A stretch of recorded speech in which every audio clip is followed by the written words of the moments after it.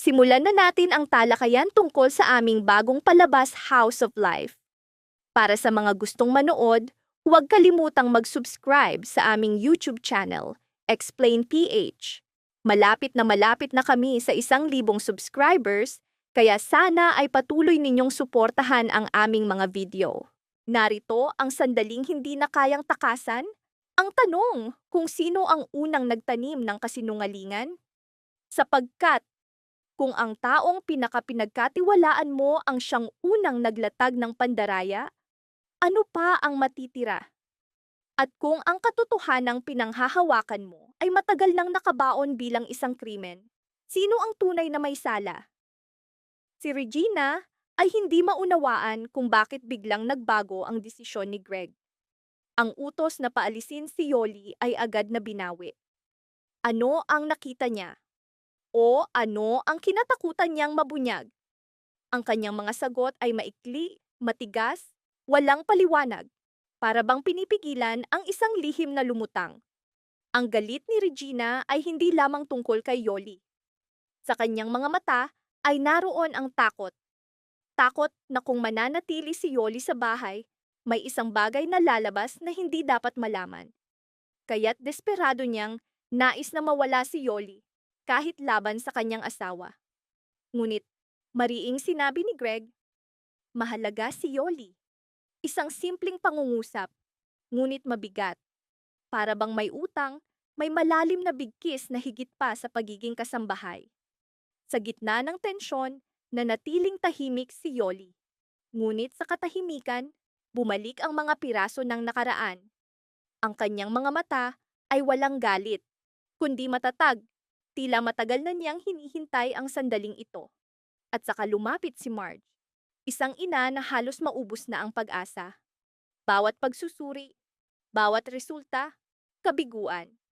Ang kanyang mahigpit na kapit, ang marupok na paniniwala sa pinakamaliit na pag-asa. Ramdam mo ba? Ngunit biglang nagsalita si Yoli. May pag-asa. Saan nanggaling ang kumpiyansang iyon? Para bang alam na niya ang sagot bago pa man itanong. At binuksan niya ang kahon ng nakaraan. Isang sobre, isang lihim, isang katotohanang kayang gumuho ng lahat. Sa loob ay isang paternity test. Gusot, ngunit malinaw. 99% match. Si Ashley ay anak ni Paulo. Ang pagbubunyag na ito ay hindi lamang tungkol sa dugo, kundi sa pagtataksil, isang katotohanang inilibing sa loob ng maraming taon, ngayoy lumitaw. Kung si Ashley ay anak ni Paulo, nasa kanyang mga kamay ang pagkakataong mailigtas si Jasmine. Ngunit ang tanong, bakit itinago ni Paulo ang katotohanang ito? Bakit niya hinayaang magdusa si Marge, maghanap, kumapit sa pag-asa, at paulit-ulit na mabigo? Takot ba? Kahihiyan? O mas malalim na krimen na hindi niya kayang harapin? Habang nananalangin si Marge, lumapit si Ashley, handa tumulong, handang magsakripisyo. Ngunit napansin mo ba ang eksenang iyon? Para bang may dinakikitang puwersang pumipigil sa kanya. Para bang may mga kamay na naglalaro ng mas madilim, mas mapanganib na laro. Gumalaw si Regina, hindi upang protektahan ang pamilya, kundi upang wasakin ito. Nagtanim siya ng ebidensya, isang hooded jacket, isang piraso ng kasinungalingan sa silid ni Yoli. Bakit ganoon siya kadesperado? Anong takot ang nagtutulak sa kanya? Ang presensya ba ni Yoli? O ang katotohanang maaaring ibunyag ni Yoli? At nang dumating ang pulisya, nagsimula ang pagbagsak. Itinanggi ni Yoli, hindi sa desperasyon o pagkataranta, kundi sa tahimik, matatag na pagtanggi. Para bang palagi na niyang alam na darating ang sandaling ito. Handa siya. Samantala, lumago ang hinala sa isip ni Greg, ngunit ang hinalang iyon ay tila pilit. Para bang nais niyang paniwalaan na si Yoli ang may sala dahil mas madali, mas kaunti ang sakit, kaysa harapin ang katotohanang mas malalim ang sugat. Kaya't narito ang tunay na tanong, kaninong galit ang totoo? Kay Yoli ba o sa mga desperadong patahimikin siya? At dumating ang pinakamabigat na sandali. Binuksan ni Marge ang sobre at sa isang iglap, gumuho ang kanyang mundo. Sa kanyang mga mata, lumitaw ang sakit, ang galit, at ang malalim na kawalan ng pag-asa. Hindi lamang dahil sa lihim, kundi dahil sa mismong oras. Bawat araw na nasayang, bawat pag-asang pinatay ng kasinungalingan.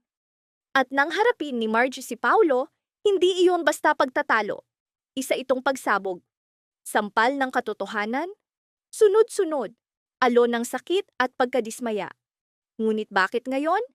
Bakit hinintay ni Yoli ang ganito katagal bago ibunyag ang lahat? Timing lamang ba? O isang planong matagal nang inihanda? Nagsalita si Paulo, nagbigay ng paliwanag. Ngunit sapat ba ang anumang paliwanag kung ang katotohanan ay dumating ng huli? Dito lumitaw ang isa pang tanong. Sino ba talaga ang may hawak ng kontrol sa bahay na ito?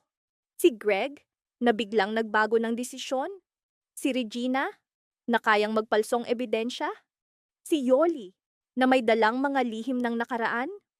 O si Paulo, na tahimik na nagtago ng katotohanan habang nakabitin ang mga buhay? Habang nababasag ang katahimikan, lalo namang lumalalim ang dilim. Sapagkat bawat sagot ay nagbubunga ng bagong tanong. Tahimik si Greg, ngunit ang katahimikan ay hindi kapayapaan. Ito'y pag-iwas. Napansin mo ba kung paano niya iniiwasang tingnan si Marge? Para bang may kasalanan, ngunit hindi kumpleto. Inaamin lamang ang bahagi ng katotohanan, pinipilit na ilibing ang natitira.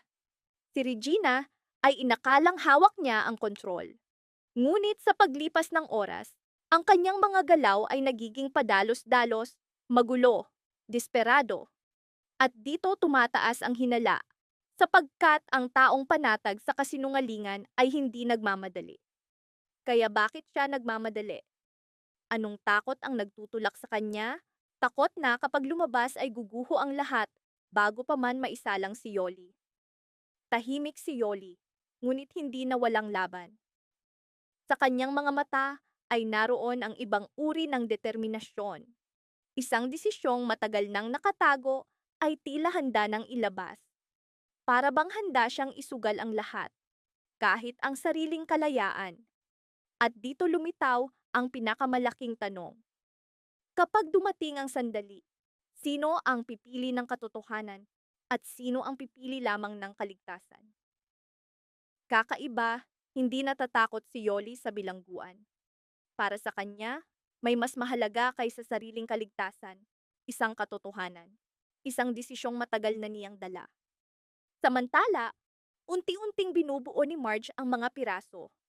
Hindi na lamang ito tungkol sa pagliligtas kay Jasmine, hindi na lamang tungkol sa paghahanap ng donor. Ito'y personal na isang pagtataksil na tumama sa pinakapuso ng kanyang pamilya. At dito, tuluyan nang nagbago ang tingin niya kay Paulo. Hindi na siya basta asawa, kundi isang lalaking nagtatago ng lihim. Isang lalaking nanahimik habang unti-unting nawawala ang kanilang anak sa pag-asa. Ngayon, lumitaw ang mas mapanganib na posibilidad. Paano kung hindi nag-iisa si Paulo? Isipin mo ang biglang pagbabago ng desisyon ni Greg, ang matinding galit ni Regina, ang katahimikan ni Yoli, at ang lihim na hawak niya. Kapag pinagsama, tila may di nakikitang koneksyon na hindi pa natin nakikita.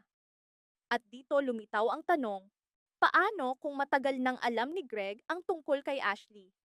Paano kung ang dahilan ng pagpapanatili kay Yoli sa bahay ay hindi dahil sa kanyang kahalagahan, kundi dahil sa takot na magsalita siya? Sino ba talaga ang pinoprotektahan ni Greg? Si Yoli? O ang sarili niyang lihim? At kung may lihim din si Greg, ano ang papel ni Regina? Siya ba'y kasabwat sa pandaraya?